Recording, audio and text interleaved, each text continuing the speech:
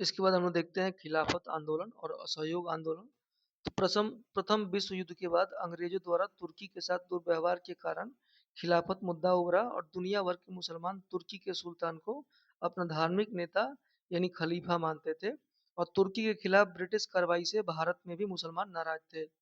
खिलाफत कमेटी के गठन के बारे में अगर हम लोग जाने तो 1919 की शुरुआत में अली बंधुओं यानी शौकत अली और मोहम्मद अली, मौलाना आजाद, अजमल खान और हसरत मोहानी जैसे नेताओं ने ब्रिटिश सरकार पर दबाव बनाने के लिए खिलाफत कमेटी का गठन किया और तुर्की के प्रति अपना रुख बदलने का आग्रह किया। मुसलमानों के पवित्र स्थानों पर खलीफा का नियंत्रण बरकरार रखना चाहिए और क्षेत्रीय प्रबंधन के बाद खलीफा को अपने पास पर्याप्त क्षेत्र रखना चाहिए। ये खिलाफत कमेटी की कुछ मांग थी।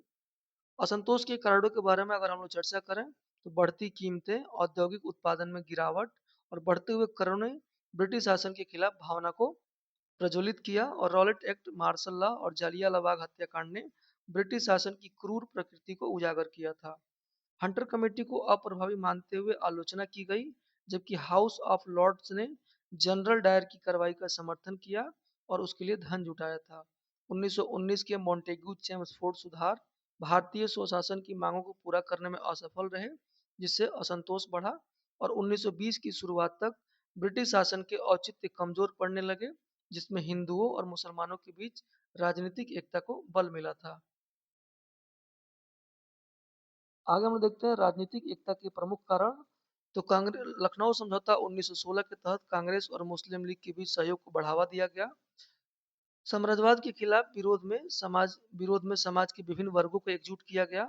मोहम्मद अली और अबुल कलाम आजाद जैसे नेताओं ने उग्र राष्ट्रवाद को बढ़ावा दिया, जिससे रूढ़िवादी धड़े कमजोर हो गई। प्रारंभ में खिलाफत आंदोलन में बैठकें और याचिकाएं जैसे शांतिपूर्ण उपाय शामिल थे। हालांकि यह धीरे धीरे ब्रिटिश वस्तुओं के बहिष्कार की वकालत करते हुए अधिक उग्रवादी दृष्टिकोण की ओर स्थानांतरित हो गया। अखिल भारतीय खिलाफत समिति के अध्यक्ष के रूप में महात्मा गांधी ने इस मुद्दे को अंग्रेजों के खिलाफ एकजुट यानी हिंदू और मुस्लिम जन असहयोग आंदोलन के मंच के रूप में देखा था। नेक्स्ट हम लोग देखते हैं कांग्रेस का रुख और मुस्लिम लीग का समर्थन। गांधी जी ने खिलाफत मुद्दे पर सरकार के खिलाफ सत्याग्रह और असहयोग शुरू करने का समर्थन दिया। हालांकि कांग्रेस शुरू में राजनीतिक कार्रवाई के इस रूप पर बटी हुई थी। तिलक ने धार्मिक मुद्दे पर मुस्लिम नेताओं के साथ गठबंधन करने का विरोध किया और राजनीतिक हथियार के रूप में सत्याग्रह पर संदेह संदेह किया। गांधी जी ने तिलक को सत्याग्रह के गुणों और खिलाफत मुद्दे पर मुस्लिम समुदाय के साथ गठबंधन की आवश्यकता के बारे में समझाने का प्रयास भी किया था। अंततः कांग्रेस ने गांधी के असहयोग कार्यक्रम को मंजूरी भी दे दी थी। कांग्रेस समर्थन के कुछ मुख्य कारण थे, जैसे हिंदू मुस्लिम एकता को बढ़ावा देना और मुस्लिम जनता को राष्ट्रीय आंदोलन में शामिल करना। पंजाब की घटनाओं और पक्षपातपूर्ण हंटर कमेटी की रिपोर्ट के बाद संवैधानिक संघर्ष में विश्वास की कमी, औपनिवेशिक शासन के विरुद्ध असंतोष व्यक्त करने की जनता की उत्सुकता को पहचानना और मुस्लिम लीग ने अपने लक्ष्यों को व्यापक राष्ट्रीय आंदोलन के साथ जोड़ते हुए राजनीतिक प्रश्नों पर कांग्रेस और उसके आंदोलनों को पूर्ण समर्थन देने का भी निर्णय लिया था। उसके बाद हम लोग देखते हैं असहयोग आंदोलन। तो ये फरवरी 1920 में शुरू हुआ। यदि शांति संधि की शर्तें भारतीय मुसलमानों को संतुष्ट करने में विफल रही तो गांधी ने असहयोग आंदोलन के लिए तत्परता की घोषणा की। मई 1920 में सेवर्स की संधि ने तुर्की को खंडित कर दिया था, जिससे खिलाफत का मुद्दा और तीव्र हो गया। और जून 1920 में इलाहाबाद में सर्वदलीय सम्मेलन ने गांधी जी के नेतृत्व में बहिष्कार कार्यक्रम को मंजूरी दी थी। 31 अगस्त 1920 को खिलाफत समिति ने औपचारिक रूप से आंदोलन शुरू करते हुए असहयोग अभियान शुरू किया और सितंबर 1920 में कांग्रेस के यानी कलकत्ता के एक विशेष सत्र में पंजाब और खिलाफत के मुद्दों का समाधान होने तक असहयोग कार्यक्रम को मंजूरी दी, जिसमें स्कूल, कानून अदालतों, विधान परिषदों और विदेशी वस्तु और सरकारी उपाधियों का बहिष्कार शामिल था। आगे हम लोग देखते हैं कांग्रेस का नागपुर अधिवेशन, जो कि दिसंबर 1920 में हुआ था। तो कांग्रेस के अन्यायपूर्ण शासन के खिलाफ अहिंसा और असहयोग को अपनाया गया तथा स्वराज की ओर ध्यान केंद्रित किया गया। संगठनात्मक परिवर्तन किए गए और गांधी जी ने कार्यक्रम का पालन करने पर 1 वर्ष के भीतर स्वराज की भविष्यवाणी की। प्रांतीय कांग्रेस समितियों का गठन भाषाई आधार पर किया जाएगा और कांग्रेस ने शांतिपूर्ण तरीकों और आधुनिक संगठनात्मक संरचना पर जोर दिया। इसके अंतर्गत 350 सदस्यों वाली अखिल भारतीय कांग्रेस समिति और 15 सदस्यों वाली कार्यकारी समिति का भी गठन किया गया। कुछ नेता जैसे जिन्ना, एनी बेसेंट और जीएस खारपड़े, बीसी पाल ने वैध संघर्ष में विश्वास करते हुए कांग्रेस छोड़ दी और सुरेंद्र नाथ बनर्जी जैसे नेता नए गठबंधन या छोटे राजनीतिक संगठन बनाने के लिए प्रेरित हुए। स्थानीय संचार में सुधार के लिए प्रांतीय कांग्रेस समितियों को भाषाई आधार पर पुनर्गठित किया गया। भागीदारी को प्रोत्साहित करने और संचालन को सरल बनाने के लिए एक वार्षिक सदस्यता शुल्क को घटाकर 4 आना कर दिया गया। यानी संचार में हिंदी को प्राथमिकता दी गई। कांग्रेस और खिलाफत समिति ने असहयोग आंदोलन के लिए एकजुट होकर 3 मुख्य उद्देश्यों पर काम किया। वे कौन कौन से थे? तो पहला था खिलाफत मुद्दे को सुलझाना, पंजाब में हुए अत्याचारों को सुधारना और स्वराज प्राप्त करना।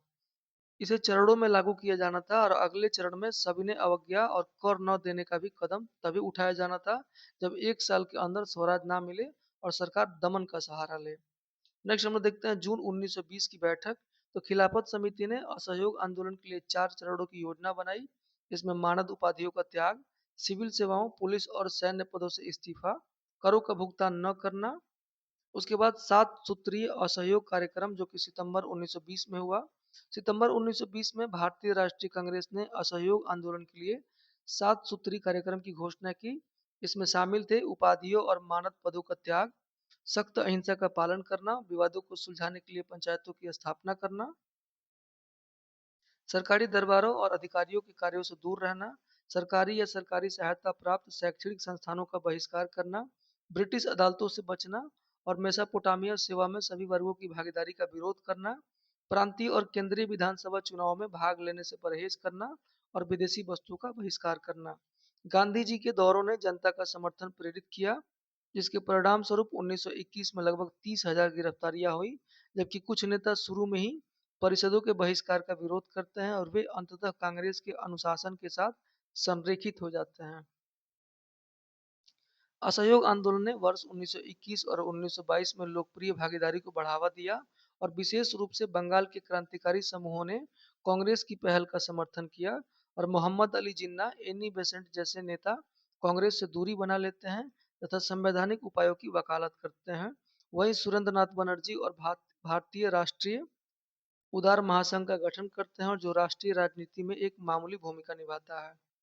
नेक्स्ट हम लोग देखते हैं इस आंदोलन के प्रसार के बारे में। तो इसकी राष्ट्रव्यापी यात्रा गांधी जी और अली भाई ने की। छात्रों ने सरकारी स्कूल छोड़ दिए और आचार्य नरेंद्र देव, चित्तरंजन दास, लाला लाजपत राय, जाकिर हुसैन और सुभाष चंद्र बोस जैसे नेताओं के नेतृत्व में 800 सरकारी यानी राष्ट्रीय स्कूलों, कॉलेजों जैसे जामिया मिलिया, काशी विद्यापीठ और बिहार विद्यापीठ में शामिल हो गए।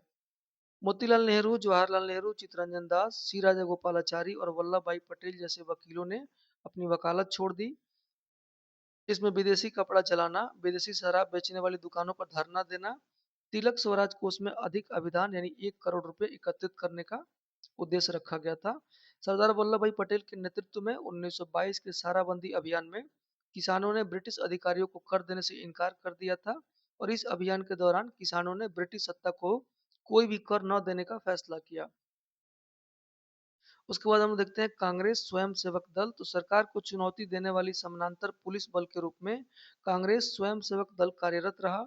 जुलाई 1921 में अली भाइयों ने मुसलमानों से धार्मिक कारणों से सेना से इस्तीफा देने का आह्वान किया, जिसके परिणाम स्वरूप सितंबर में उनकी गिरफ्तारी हुई और गांधी जी ने इस पहल का समर्थन किया और स्थानीय कांग्रेस समितियों से इसी तरह की प्रस्ताव पारित करने का आग्रह किया।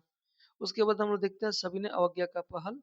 तो स्थानीय आंदोलन जैसे बंगाल और आंध्र में कर मुक्त विरोध, असम में हड़ताल, पंजाब में सिख आंदोलन, अवध में किसान आंदोलन और एका आंदोलन और मोपला विद्रोह देखा गया।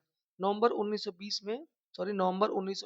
में प्रिंस ऑफ वेल्स की यात्रा के प्रभाव से पूरे भारत में हड़ताल और प्रदर्शन शुरू हो गया था।